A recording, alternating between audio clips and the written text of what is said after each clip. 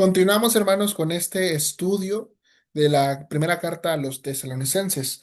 Ahora vamos a estudiar el capítulo 5, versículos 1 al 11. Bueno, en esta sección, el apóstol Pablo procede ahora a hablar sobre el día del Señor, un concepto muy importante en la teología del Antiguo Testamento, que en el Nuevo Testamento va a cambiar el día de Jesús, al día del Señor, el día de ese día, etcétera, etcétera, ¿no?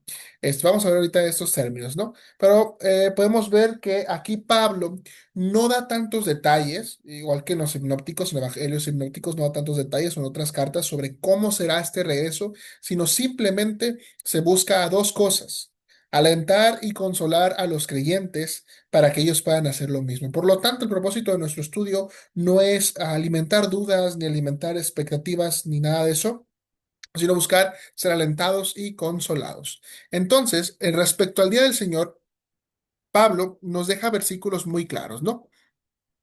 Al igual que en la sección anterior, estos versículos que tenemos aquí, que son del 8 al 11, son los versículos centrales o la idea principal, o el punto clave, ¿no?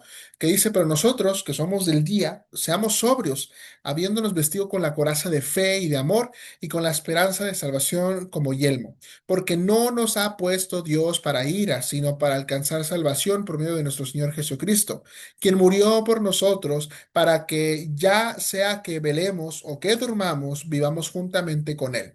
Por lo cual, animaos unos a otros y edificaos unos a otros, así como lo hacéis.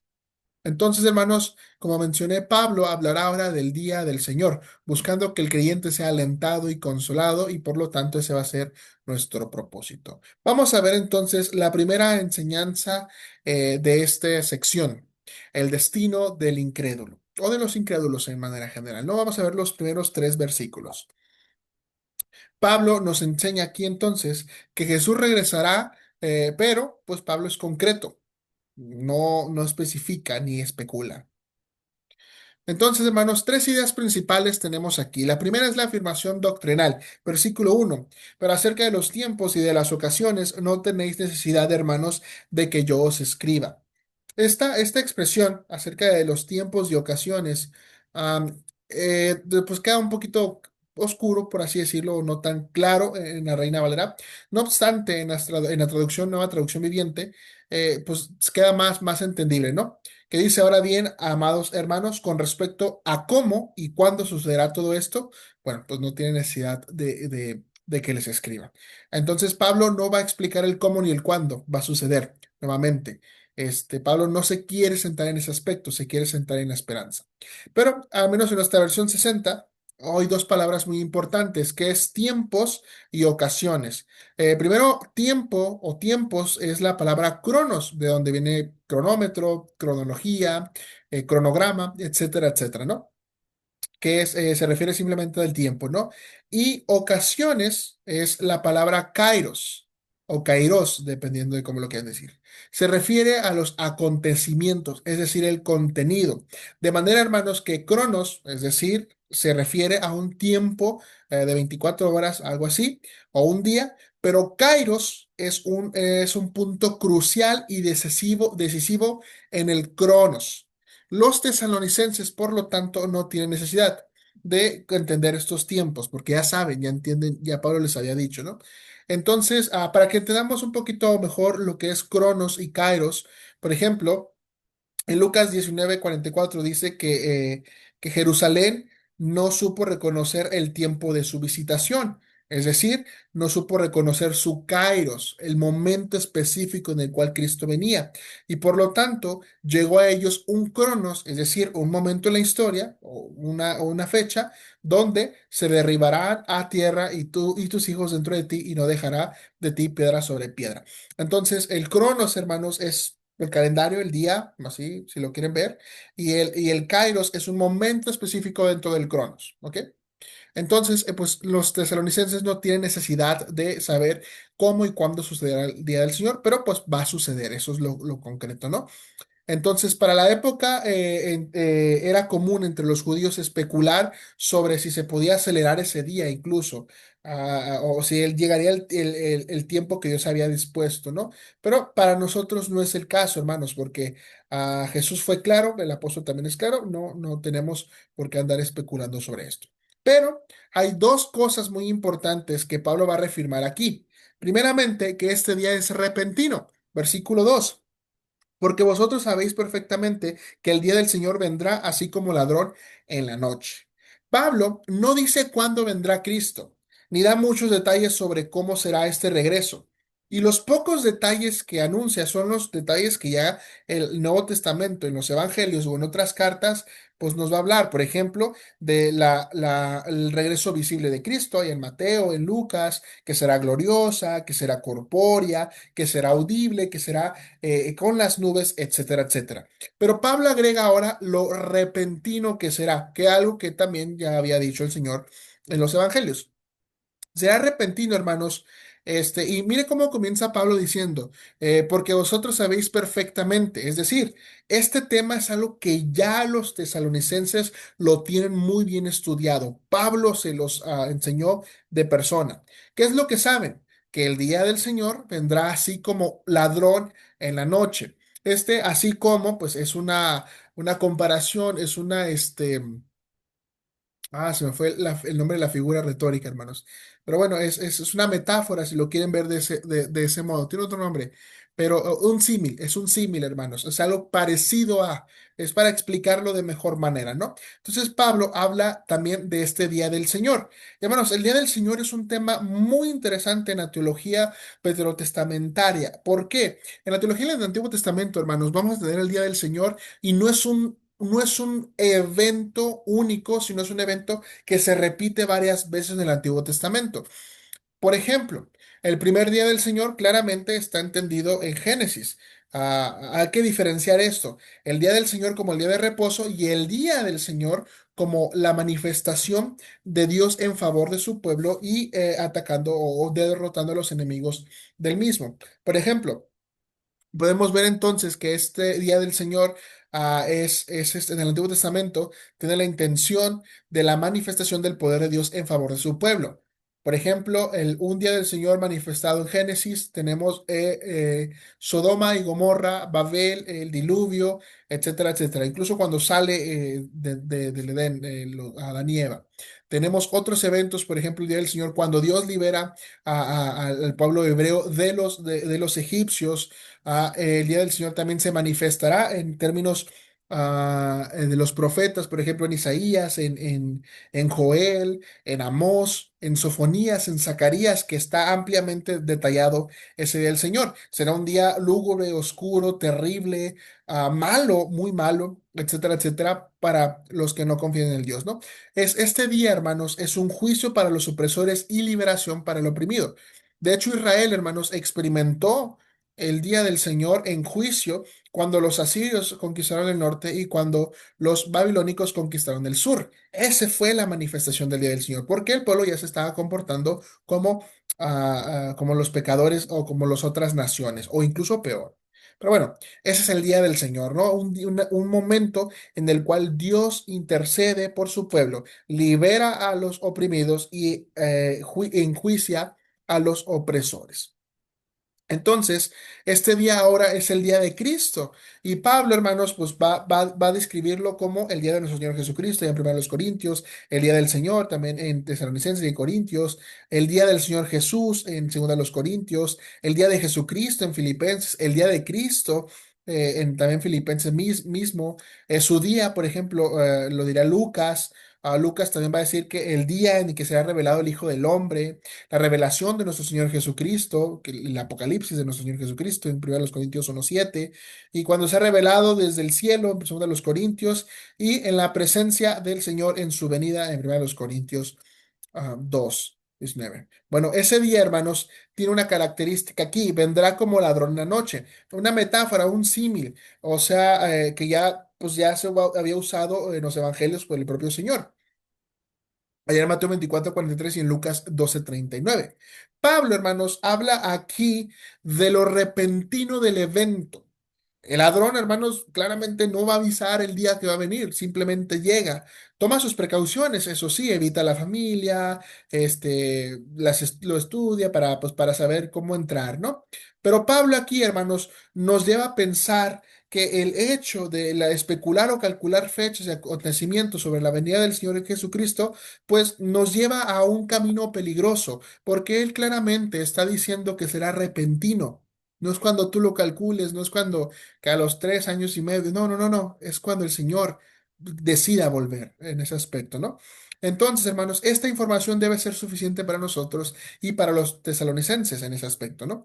Pero, hermanos, también aquí lo interesante es la palabra vendrá porque está en un tiempo presente, pero también en un tiempo futuro, o sea, en un tiempo, en una acción presente, bueno, una acción futura, pero en algo que ya está sucediendo. Es decir, Cristo ya está viniendo. O sea, no, no es que viene, no es que vendrá en un futuro, sino que ya en este momento Cristo está viniendo, solamente que no ha llegado o no ha sido el momento para revelarse, ¿no? Es algo que ya está sucediendo, pero será inesperado en el futuro. O sea, el día del Señor será repentino. Versículo 3, hermanos, será inevitable. Y aquí es un versículo muy importante porque nuevamente es un versículo un poquito distorsionado, ¿no? Por algunos creyentes o malentendido más que nada. Dice que cuando digan paz y seguridad, entonces vendrá sobre ellos destrucción repentina como los dolores a la mujer encinta y no escaparán.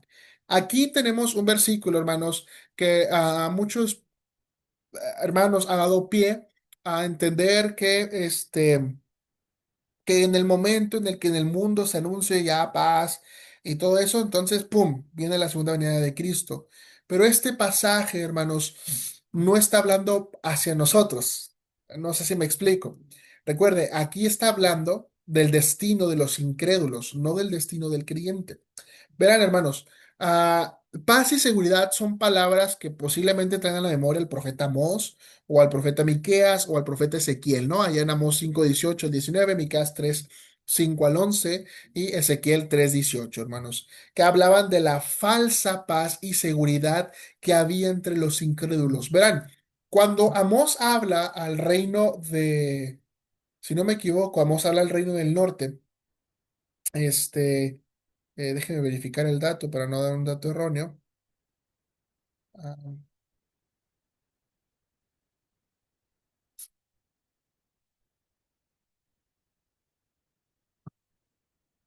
sí, hermanos, Amós habla al reino del norte, este, aunque también va a dirigir mensajes al sur, pero habla específicamente al reino de Israel. Cuando Amós habla a ellos, hermanos, les da a entender, ellos estaban viviendo su vida como si nada estuviera pasando afuera.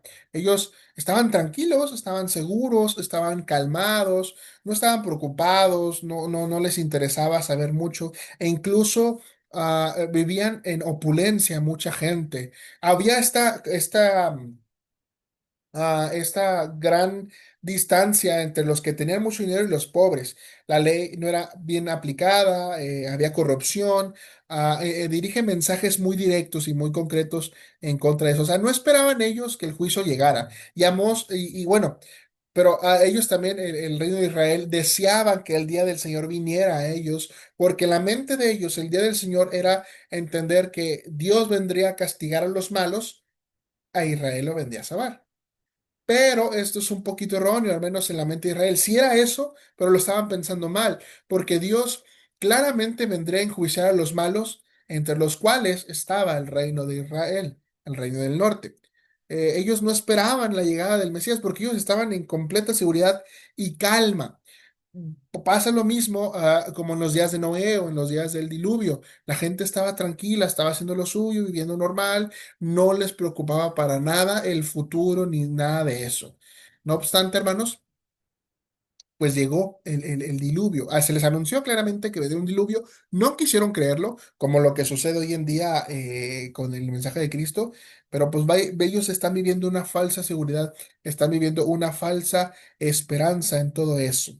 Entonces, hermanos, esta falsa seguridad y esperanza tiene que ver mucho con el Imperio Romano. Verán, el Imperio Romano, hermanos, promovía lo que se llamaba Pax et Securitas, que tenía que ver con que como el imperio sometía a varias naciones alrededor o varios pueblos alrededor, pues el regalo de ellos es que pues les ofrecían su salvación y liberación.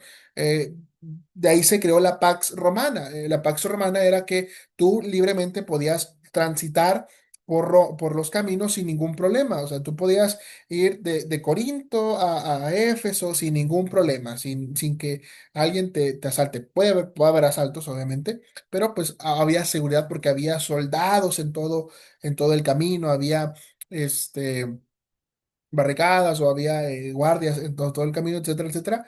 Entonces eso creaba seguridad, ¿no? Pero esto, hermanos, es seguridad falsa, porque no estaban confiando en el poder de Dios, sino estaban confiando en el poder de Roma, ¿no? Entonces, en ese momento, cuando todo está tranquilo, cuando nada está pasando, pues nadie se espera que el juicio llegue. Nadie se va a esperar que el juicio llegue en tiempos de paz. Comúnmente las preocupaciones son cuando hay guerra, pues todo se va afectado, ¿no? Pero aquí, hermanos, entonces no está hablando de la desesperanza verdadera que vive el no creyente. Este día será contrario a la paz y a la seguridad. Por eso el apóstol agrega que dice, versículo 3: entonces vendrá sobre ellos destrucción repentina. Aquellos que ponen sus esperanzas en Roma o en otro poder que no sea Dios, lo único que les va a esperar es el fin. Dios va a liberar a su pueblo de la destrucción que acompaña al día del Señor, pero esta destrucción posiblemente sea el resultado del cataclismo que viene con ese día, ¿no? Por lo cual se describe un evento histórico más que se describe un evento histórico más que un resultado eterno, ¿no? No es tanto aquí que van a ser destruidos, aniquilados por nada, sino que el día del Señor trae consigo la destrucción. En el Antiguo Testamento, cuando vemos que regresará el Señor, pues Amós, por ejemplo, va a decir que será un día terrible, perdón, Sofonías va a decir que va a ser un día terrible, un día malo, un día lleno de oscuridad, lleno de destrucción por todas partes, ¿no? Y precisamente es a lo que se refiere esta parte, que destrucción repentina. El Señor viene y lleva a su pueblo y se lleva a su pueblo y todo eso, pero para los que son condenados, pues lo único que les espera es la muerte. Pero también, hermanos, esa destrucción se acompaña, dice aquí, de cómodos los dolores a la mujer encinta, que no escaparán. Aquí está hablando, hermanos, que es una imagen de la mujer encinta que ya tenemos en el Nuevo Testamento, allá en Mateo 24 si no me equivoco, que también es una imagen, esta mujer encinta es una imagen en los Salmos o en Jeremías o en Oseas, ¿no? Pero aquí, hermanos, lo que recalca es lo implacable de ese día. Las mujeres no nos dejarán mentir que los dolores de parto llegan en el momento en el que menos te esperas. Aunque hay 9 meses y te dan una fecha estimada, de repente, ¡pum!, estás así cocinando y se te revienta la fuente, empiezan las contracciones y empieza un dolor muy fuerte, ¿no? Entonces, por esta razón, hermanos, no escaparán. Del mismo modo que la embarazada no puede escapar de los dolores que anteceden al parto, así estos hombres no van a escapar del dolor que antecede para ellos al día del Señor. Aunque el incrédulo deseara escapar, en lo absoluto no va a poder, ni podrá, porque pues el juicio ha llegado para ellos. Entonces, marca el destino de los no creyentes, pero ahora Pablo va a hablar del destino de los creyentes. En estos 4 versículos, hermanos, dice el apóstol Pablo: mas vosotros, hermanos, no estéis en tinieblas para que aquel día no os sorprenda como ladrón. Hermanos, en estos versos que Pablo ofrece el contraste del futuro del no creyente y del creyente. Mientras uno tiene un fin inevitable, es decir, destrucción, etcétera, etcétera, no aniquilación, sino destrucción de todo eso, el otro tiene un destino favorable al ser llevado con el Señor, ¿no? Ya lo vimos en la primera parte, los creyentes serán llevados con el Señor y estarán con Él para la eternidad. No obstante, habrá destrucción para los malos. La pregunta es, ¿cuáles somos? ¿Los malos, los crédulos o los incrédulos? El creyente, perdón, o el incrédulo. Aquí, hermanos, Pablo en esta sección va a tratar sobre la seguridad eterna, va a haber una advertencia y los va a motivar verdaderamente para que continúen en el camino que están y para que sigan avanzando.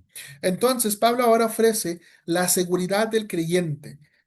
Como lo leí, mas vosotros, hermanos, no estáis en tinieblas para que aquel día no os sorprenda como ladrón en la noche. Aquí entonces marca el contraste, más vosotros, hermanos, es decir, ustedes los creyentes y los no creyentes. Y la diferencia en qué está, hermanos, que nosotros no somos de las tinieblas, somos de la luz.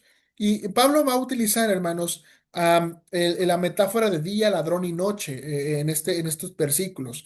El día es para los que son de Cristo y la noche son para los que no están en Cristo.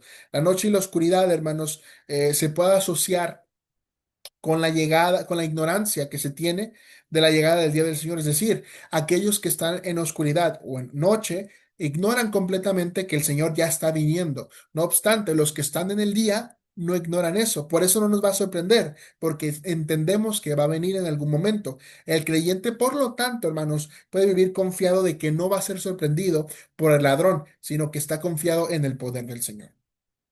Y el creyente, hermanos, dice el versículo 5, no puede ser sorprendido, pues les dice Pablo a los de Tesalónica, todos vosotros sois hijos de luz e hijos de día. Y la expresión aquí, hermanos, hijos de luz, es un hebraísmo, o sea, una expresión hebrea que se utilizaba para la identificación de una persona. Esta es una característica especial que no cualquiera puede cumplir en este aspecto, hermanos. No todo aquel que es hijo de Dios, todo aquel, perdón, que es hijo de Dios son los que habitan y viven en la luz, la cual es la iluminación del conocimiento de la salvación en Cristo Jesús. Entonces, hermanos, los que estamos de luz somos los que hemos sido salvos, ¿no? Jesús va a utilizar, hermanos, la metáfora de la luz de dos formas. La primera es que el creyente es la luz, vosotros sois la luz del mundo, pero también que él mismo, es decir, Cristo, es la luz. Por eso dice, yo soy la luz del mundo. Aquí Pablo unifica estos dos versos o estas dos ideas, hermanos, y los utiliza en forma de hebraísmo para dar a entender que así como los hijos se parecen a sus padres, así es el carácter de los hijos de los hijos de luz que son hijos de Dios. Es decir, la luz que nosotros decimos ser, los hijos de luz que decimos ser, reflejamos a la luz verdadera, es decir, a Cristo. Entonces, hermanos, este versículo tiene dos sentidos. El primero, los hijos de luz son los salvos, quienes han confiado en el Señor. Y el segundo, los hijos de luz reflejan a la luz verdadera. Por lo tanto, hermanos, podemos decir que el día del Señor no será del día del Señor, perdón, no será como una luz que revela los pecados cometidos en la oscuridad y provoca que los incrédulos se escondan. Contrario a eso, hermanos, dará a los creyentes la bienvenida a la plena luz de ese día y serán sorprendidos porque y no serán sorprendidos, perdón, porque están viviendo en esa senda. Es decir, la luz que nosotros vemos, la luz a la que nosotros pertenecemos, hermanos, no es una luz que nos va a sorprender. Es una luz a la que ya estamos llamados y ya estamos ahí y entendemos que el día del Señor se acerca. ¿Cuándo sucederá? No sabemos. Pero también, hermanos, hay una advertencia. Pablo nunca se va sin advertirnos algo. Versículos 6 y 8. Pablo entonces dice, por tanto, es decir, una indicación, o sea, una orden. ¿Qué orden nos va a decir? No durmamos como los demás. Aquí, hermanos, el dormir no es la muerte. Aquí el dormir es ignorar. Es decir, no seamos como los no creyentes que viven en una falsa seguridad y en una falsa esperanza. Es decir, no caigamos en el descuido espiritual. Ojo, hermanos. Pablo aquí no está diciendo que la salvación se pierde, sino simplemente está haciendo un llamado de estar alertas, de estar despiertos, ¿no? En ese aspecto. Por eso dice lo siguiente, sino que velemos y seamos sobrios, ¿ok? Entonces hay dos ideas principales aquí, velar y sed sobrios. La primera, el término velad, es una actitud que se relaciona con los requisitos previos al regreso de Cristo, ¿no? De hecho, ya lo tenemos en los evangelios. Velad, 24:42, velad y orad, y estén alertas, estén alertas, según la NBI en Marcos 13:33. Esta actitud tiene que nos tiene que tener entonces así alerta, no dormidos, sino alerta, velad, despiertos, es decir. Y que seamos sobrios. Es la segunda actitud que Pablo pide aquí, o es una advertencia, que velen y sean sobrios. El ser sobrios, hermanos, no tiene que ver, al menos en este aspecto, con el acto de emborracharse. Puede implicar el acto de emborracharse, pero el ser sobrios, hermanos, es alguien que vive en equilibrio, que vive tranquilo, que vive alerta también. Verán, un borracho, aplicándolo en ese sentido, un borracho no está alerta, un borracho tiene los sentidos dormidos y no sabe lo que está pasando a su alrededor. ¿Por qué? Porque el alcohol lo controla, el alcohol lo domina y lo ceda completamente. Entonces Pablo le pide al creyente que no sea como un borracho dormido que no se da cuenta de lo que está pasando, sino que sea al contrario, alguien despierto, alguien que esté velando en ese aspecto, hermanos.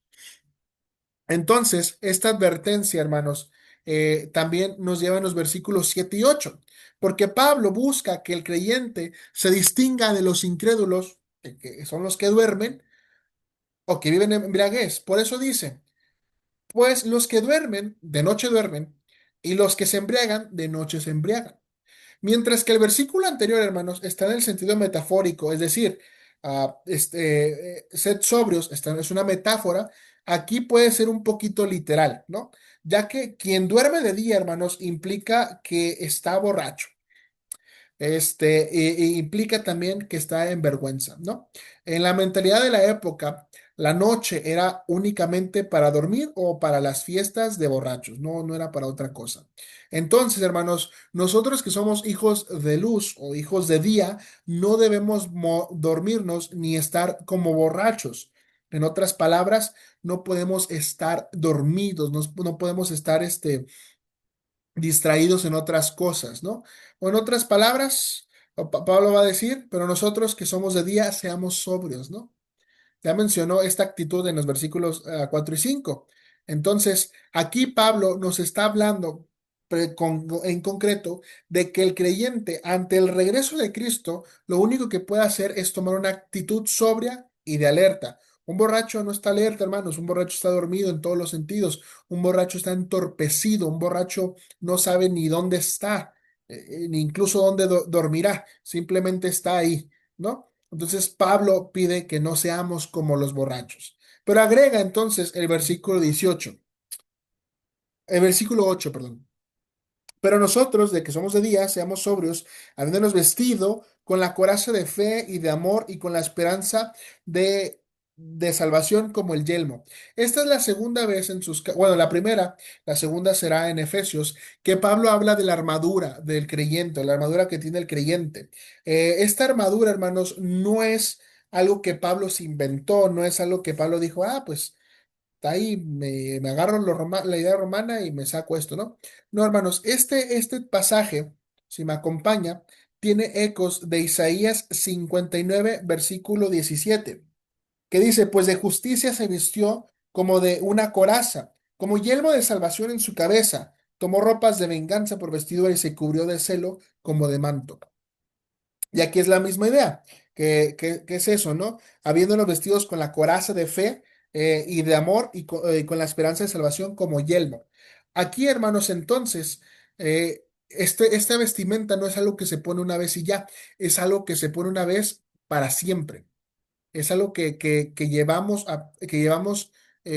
vestidos constantemente, que llevamos, que estamos de ese vestimenta siempre, ¿no? Entonces, hermanos, también esta vestimenta que describo aquí no es para la guerra en el sentido de atacar, sino es para la guerra en sentido de defensa. Nos estamos protegiendo. Y esto concuerda, hermanos, entonces con la actitud de velar y ser sobrios. Nadie se puede proteger si no está atento, si no está madrugando y cuidando lo que está pasando, y si está borracho, pues menos se puede proteger, ¿no? Ni de uno mismo se puede proteger así, ¿no? Entonces, hermanos, está pidiendo el apóstol Pablo nuevamente que estemos alerta, que estemos velando y seamos sobrios, ¿no? La coraza, hermanos, va a proteger el pecho, los hombros y la espalda, mientras que el yelmo protege la cabeza. O sea, es una protección en esta área, ¿no? Entonces, menciona también no solo elementos de una armadura, sino tres elementos importantes que Pablo lo va a usar a lo largo de sus cartas: fe, amor y esperanza. Esta triada de versículos, hermanos, son las virtudes principales para Pablo en el creyente. Es decir, la fe, el amor y la esperanza son cosas elementales en el creyente. Estas lo vamos a ver repetidas en Romanos, en Gálatas, en Colosenses, en Tito, en Timoteo, en Hebreos, una carta que no es de Pablo, ¿verdad? Pero lo vamos a ver en Hebreos, y también en la carta de Pedro. Pero bueno, hermanos, la fe tiene que ver con lo interno, con lo que creemos, mientras que el amor tiene que ver con lo externo, con lo que se manifiesta. Y la esperanza, aquí agrega esperanza de salvación, tiene que ver con la expectativa de ser rescatados de la ira de Dios y destinados a la intimidad con el Señor. Es decir, la fe es lo que tenemos dentro, lo que creemos. El amor es lo que practicamos y la esperanza es lo que vivimos constantemente. Entonces, Pablo habló primeramente de el destino de los no creyentes, de los incrédulos, que es destrucción. Si se da cuenta, no ahonda muchos versículos ahí, pero ahora está hablando del destino del creyente, es decir, el destino del creyente es una esperanza de salvación eterna, una esperanza verdadera, una seguridad verdadera, una paz verdadera, paz que el mundo no la puede dar. Pero ahora, hermanos, va nuevamente a hablar del consuelo del creyente. Pablo entonces va a cimentar la esperanza del creyente en la obra de Cristo. Y estos versos encierran el mensaje sobre la segunda venida del Señor. Entonces, hermanos, está hablando en estos versos de la salvación del creyente. Nosotros, hermanos, ya somos salvos. Les mencioné en la sección anterior, video anterior, que el creer se está en tres tiempos, ¿no? En pasado, presente y futuro. Y la salvación, hermanos, está en esos mismos tres tiempos. Ya fuimos salvos en el pasado, somos salvos ahora y seremos salvos en el futuro. Si lo quiere ver de esta manera, es lo que Pablo dice. De modo que si alguno está en Cristo, nueva criatura es. Las cosas viejas pasaron. He aquí, en el ahora, todas son hechas nuevas. Entonces, tenemos esta esperanza de salvación, ¿no? Pablo, entonces nos encierra el versículo 9 y establece la razón de la salvación, porque no nos ha puesto Dios para ira, sino para alcanzar salvación por medio de nuestro Señor Jesucristo. El pasaje aquí es claro, pues Dios destinó la salvación a los que pusieron su fe en la obra de Cristo.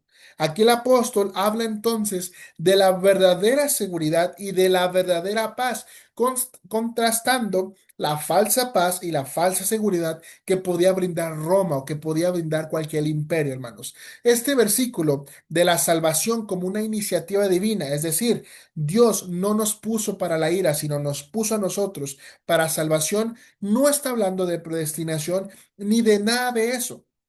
Está hablando de la seguridad que tenemos nosotros entonces de la salvación, de que no podemos perderla, porque si Dios nos ha puesto nomás a nosotros los que hemos confiado en Él, nos ha puesto únicamente para salvación, no para otra cosa.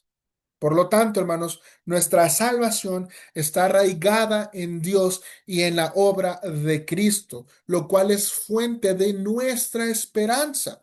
Es por eso, hermanos, es por medio entonces de la muerte de Cristo que el creyente tiene acceso a la salvación y el escape de la ira divina. En el versículo 10, entonces, Pablo establece el propósito principal de la muerte de Cristo. Dice, ¿quién murió? El Señor Jesucristo, por nosotros, para que ya sea que velemos o que durmamos, vivamos juntamente con Él. Entonces, hermanos, aquí se complementa la idea de la salvación, donde no solo incluye la escapatoria de la ira de Dios, sino que también la promesa de la eternidad. Este verso contiene al menos tres ideas básicas que son muy importantes de resaltar. La primera, hermanos, es que tiene que ver con el costo de nuestra salvación, pues es Cristo quien murió por nosotros. No moriste tú en la cruz, murió Cristo. Ese es el costo de nuestra salvación. Y entonces, Él murió, hermanos, en nuestro lugar. Esto es bellísimo. Ningún Dios, religión, en ninguna creencia aislada, en otra creencia, ningún Dios, hermanos, ha puesto su vida por su creación, comillas, creación. Solo el Dios verdadero, hermanos, puso a su Hijo, a su único Hijo, para que nosotros fuésemos rescatados del pecado, de la muerte y de su consecuencia. Solo el Dios de la Biblia, solo el Dios de la Biblia, solo el Dios verdadero, fue el único que ha puesto su vida o ha puesto a su Hijo para morir por nosotros. No murió el Padre, murió el Hijo. Y esto es muy importante, hermanos. Solo Dios ha hecho eso. Ni Buda, ni Mahoma, ni ninguna otra religión o ningún otro Dios de otra religión ha hecho eso, hermanos. Solo Dios. Segundo, hermanos, en la muerte de Cristo, hermanos, tiene que ver para que nosotros velemos o que durmamos. Esta palabra de velar y dormir tiene que ver con vivir y morir. Es decir, los que estén muertos o los que estén vivos. De forma que de manera que la muerte de Cristo, hermanos, triunfa sobre la vida y triunfa sobre la muerte en ese aspecto. O es decir, no importa donde estemos, estemos vivos o estemos muertos, vamos a tener un solo destino. Y esa es la tercera cosa que tiene este versículo, que seremos, que estaremos vivos con Él para la eternidad. Pablo agrega entonces, vivamos juntamente con Él. Es decir, Cristo murió por nosotros, perdón, hermanos. Cristo murió por nosotros para que estemos vivos o estemos muertos cuando regrese, podamos vivir con Él para siempre. Esto implica entonces, hermanos, una consecuencia, pues la muerte de Cristo da esperanza a vivos y muertos. Entonces, note también, hermanos, las expresiones murió por nosotros y viviremos con Él, ya que nos habla de esta extensión esta extensión que es para nosotros. Cuando los tesalonicenses leyeron esta carta, ellos leyeron el nosotros y el juntamente con él para ellos. Pero esta extensión también es para nosotros. Es decir, en algún momento, hermanos, cuando Cristo regrese, nosotros vamos a conocer a nuestros hermanos de Tesalónica y vamos a hablar con ellos, posiblemente, ¿no? Pero vamos a estar conviviendo con ellos junto con nuestro Señor por la eternidad. El versículo 11, hermanos, entonces concluye con la misma idea de la sección anterior. Por lo cual, dice Pablo, otra indicación, animaos unos a otros y edificaos unos a otros, así como las seis. Aquí tenemos entonces un imperativo que debe hacerse siempre. Este texto, hermanos, es un eco del versículo 4:18, que ya lo vimos, alentados los unos a los otros con estas palabras.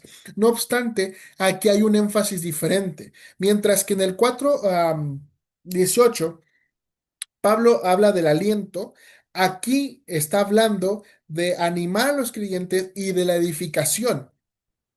Es decir, Pablo establece que ante las circunstancias complicadas de la vida, ante las crisis que viviremos en este mundo, lo único que nos va a poder sostener es la esperanza de una salvación y una resurrección futura. Esas son las palabras con las que nosotros debemos de edificarnos unos a nosotros, hermanos. Es decir, debemos de promover el crecimiento y la madurez espiritual. No debemos promover calendarios de cuándo Cristo va a venir y ideas de eso, sino la madurez y el crecimiento espiritual. La esperanza entonces que compartimos debe ayudarnos para edificarnos mutuamente, de modo que se ofrece ánimo, esperanza, consuelo o exhortación con todos los creyentes. Y la edificación no se queda atrás, Pues la edificación, hermanos, es el acto mutuo de responsabilidad fraternal. Pablo hace lo mismo con los creyentes. Pablo los anima, los motiva, los impulsa a vivir este regreso, esperando este regreso de manera ansiosa, anhelando, teniendo la paz y la seguridad que solo el Evangelio puede ofrecer. Concluye entonces Pablo esta sección de la venida del Señor, no poniendo su énfasis en la especulación ni nada de eso, sino mirando con esperanza el regreso de Cristo. En ninguna parte el apóstol habla sobre señales ni prodigios, sino simplemente habla sobre el regreso de Cristo y cómo esto debe ser esperanzoso para nosotros. Del mismo modo, hermanos, Pablo aquí resalta la seguridad que tiene el creyente gracias a la muerte y a la resurrección de Cristo. Tanto vivos como muertos en Cristo podrán gozar de las mismas bendiciones. La herencia que recibimos gracias al sacrificio de Cristo es un lugar seguro cuando regrese, es gozar de su presencia por la eternidad. Por lo tanto, hermanos, podemos concluir en dos cosas: velad y orad. Y hay cuatro aplicaciones muy importantes que podemos resaltar de todo esto, hermanos. El propósito principal de Pablo era, en primera instancia, motivar al creyente. Lo primero que el apóstol Pablo plantea es que el creyente debe prepararse para el día del Señor sirviendo y no especulando, hermanos. ¿Por qué no debe de haber especulación? Bueno, porque en primera instancia la especulación nos va a llevar a una pérdida del tiempo. Segundo, la especulación va a hacer énfasis en eventos aislados y no en el regreso de Cristo. Tercero, la especulación puede llevar a la heterodoxia, a puntos que el Evangelio no trata. Cuarto, la especulación puede llevarnos a una conducta ridícula y no a una conducta madura o una conducta verdadera. Y quinto, la especulación, hermanos, solo alimenta la crisis y no la esperanza. Es lo que Pablo no nos está motivando. Pero Pablo también anima al creyente. Y esta implicación es la principal, hermanos, porque el creyente debe vivir esperando la venida de Cristo, mas no debe vivir con temor. Ya hay al menos cuatro ideas básicas en esto. Primero, que la esperanza final del creyente es que estaremos con Cristo para la eternidad. Segundo, que la esperanza final nos asegura comunión eterna con Cristo. Tercero, la esperanza final es que hemos sido librados de la ira de Dios. Y cuarto, la esperanza final es que nada nos puede separar del amor de Dios. Una tercera conclusión es alentar a los creyentes.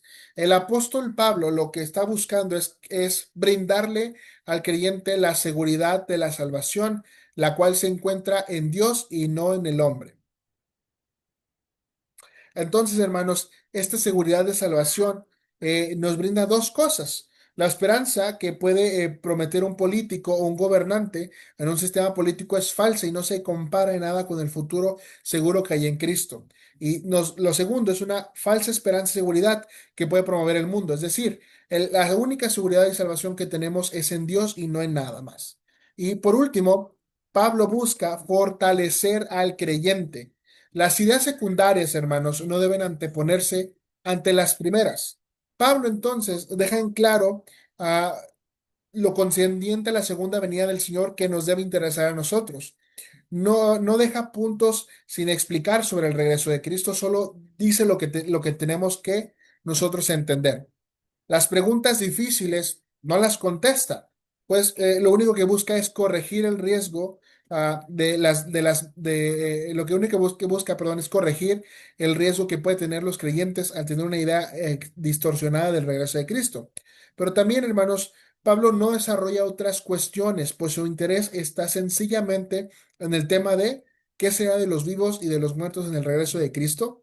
Entonces, hermanos, nuestra motivación al estudiar o al comprender esta segunda venida de Cristo es entender la esperanza y la seguridad que tenemos en ella.